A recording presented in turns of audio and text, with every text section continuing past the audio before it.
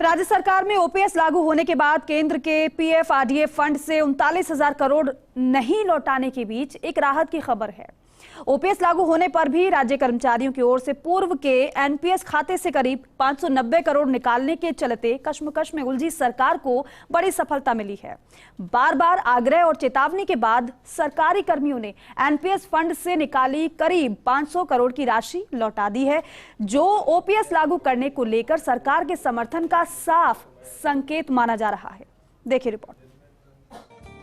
OPS लागू होने के बाद गहलोत सरकार दोहरी उलझन से जूझ रही थी। संवेदनशील सीएम ने सरकारी कर्मियों की सामाजिक सुरक्षा के मद्देनजर ओपीएस तो लागू कर दिया, लेकिन एक तरफ केंद्र ने एनपीएस के पीएफआरडीए में जमा 39,000 करोड़ की राशि लौटाने से इनकार कर दिया, तो दूसरी तरफ ओपीएस लागू करने पर भी सरकारी कर्मियों ने एनपीएस फंड से खुद के अंशदान के 590 करोड़ निकाल लिए थे।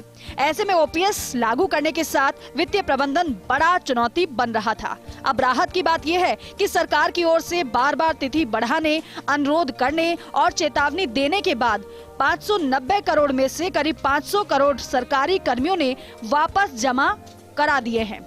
अब पीएफआरडीए फंड से 39,000 करोड़ केंद्र से लेने की कोशिश जारी है।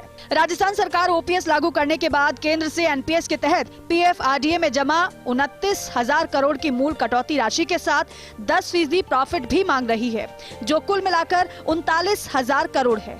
केंद्रीय वित्त मंत्री की ओर से जवाब भेजा गया कि एनपीएस के लिए कर्मचारियों के साथ केंद्र का समझौता है और ऐसे में राज्य सरकार को ये राशि नहीं लौटाई जा सकती। ऐसे में अब पीएम की इस मामले में हस्तक्षेप के लिए पत्र लिखा गया है। दूसरी ओर पंजाब, हिमाचल प्रदेश, छत्तीसगढ़ की राज्य सरकारों ने ओपीएस लागू किया है। ओपीएस और एनपीएस में अंतर क्या है वो भी आप समझ लीजिए।